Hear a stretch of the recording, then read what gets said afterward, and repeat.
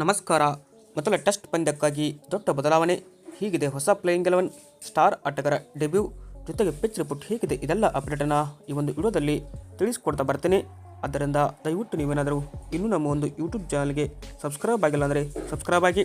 ಹಾಗೆಯೇ ನೀವು team India Sri Lanka ವಿರುದ್ಧ 2 ಟೆಸ್ಟ್ನಲ್ಲಿ ವೈಟ್ ವಾಶ್ ಮಾಡುತ್ತೋ ಇಲ್ಲೋ ಎಂಬ ನಿಮ್ಮ ಅನಿಸಿಕೆಯನ್ನು ತಪ್ಪದ ಕಮೆಂಟ್ ಬಾಕ್ಸಲ್ಲಿ ಕೂಡ ಕಮೆಂಟ್ ಮಾಡಿ.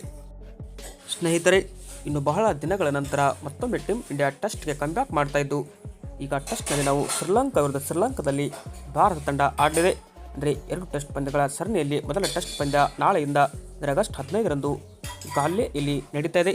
ಈ ಒಂದು ಪಂದ್ಯಕ್ಕಾಗಿ ಪಿಚ್ ರಿಪೋರ್ಟ್ ಕಡೆ ನಾವು ನೋಡ್ತಾ ಬರೋದ್ರೆ, ಒಂದು ಗಾಲ್ಲೆ ಪಿಚ್ ಇಲ್ಲಿ ಸ್ಟ್ರಾಂಗ್ಲಿ ನಿಮಗೆ ಸ್ಪಿನ್ ಫ್ರೆಂಡ್ಲಿ ಪಿಚ್ ಆಗಿದೆ. ಹೀಗಾಗಿ ಸ್ಪಿನ್ನರ್ಗಳು ಇಲ್ಲಿ ಪ್ರಮುಖ ಪಾತ್ರ ವಹಿಸುವ ಸಾಧ್ಯತೆ ಇದೆ.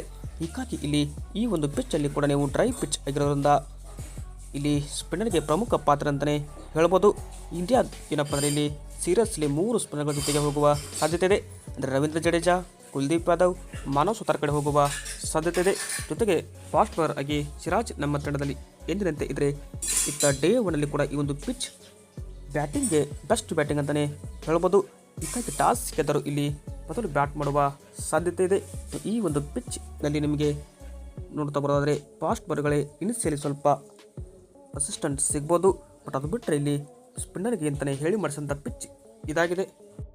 ಇನ್ನು ಈ ಒಂದು ಭಾರತ ಮತ್ತು ಶ್ರೀಲಂಕಾ ನಡುವಿನ ಮೊದಲ ಟೆಸ್ಟ್ ಪಂದ್ಯಕ್ಕಾಗಿ ಟೀಮ್ ಇಂಡಿಯಾ ಪ್ಲೇಯಿಂಗ್ 11 ಕಡೆ ನೋಡ್ತಾ ಬರೋದರೆ ಯಶಸ್ವಿ ಜೈಸ್ವಾಲ್ ಮತ್ತು ಕೆಎಲ್ ರಾಹುಲ್ ಅವರು ಇನ್ನಿಂಗ್ಸ್ ಆರಂಭಿಸುವ ಸಾಧ್ಯತೆ ಇದೆ. ನಂಬರ್ 3 ನಾಯಕ ಶುಭ್ಮನ್ ಗಿಲ್, ನಂಬರ್ 4 ದೇವದತ್ ಪಡಿಕ್ಕಲ್ ಕನ್ನಡಿಗ ಇಲ್ಲಿ ಮತ್ತೊಮ್ಮೆ ತಂಡಕ್ಕೆ ವಾಪಸ್ಸಾಗುವ ಸಾಧ್ಯತೆ ಇದ್ದು, number 5 Sarfaraz Khan, number 6 Rishabh Pant, number 7 Ravindra Jadeja, number 8 Kuldeep Yadav, number 9 Manav Suthar, number 10 Mohammed Siraj, number 11 Prasidh Krishna ಅಥವಾ ಇನ್ನೊಬ್ಬ ಸ್ಪಿನ್ನರ್ ಅನ್ನ ಇಳಿಸ್ಬೋದು.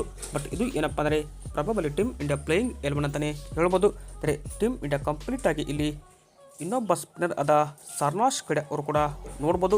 ಯಾಕಂದರೆ ಅವರು ಡೆಬ್ಯೂ ಮಾಡುವ ಸಾಧ್ಯತೆ ಕೂಡ ಜಾಸ್ತಿ ಇದೆ. ಹೀಗಾಗಿ ಟೀಮ್ ಇಂಡಿಯಾಗೆ ಸರ್ನಾಶ್ ಅವರು ಡೆಬ್ಯೂ ಮಾಡಿದರೆ ಅಚ್ಚರಿ ಇಲ್ಲ. ಇದಾಗಿತ್ತು ಇವತ್ತಿನ ವಿಡಿಯೋ.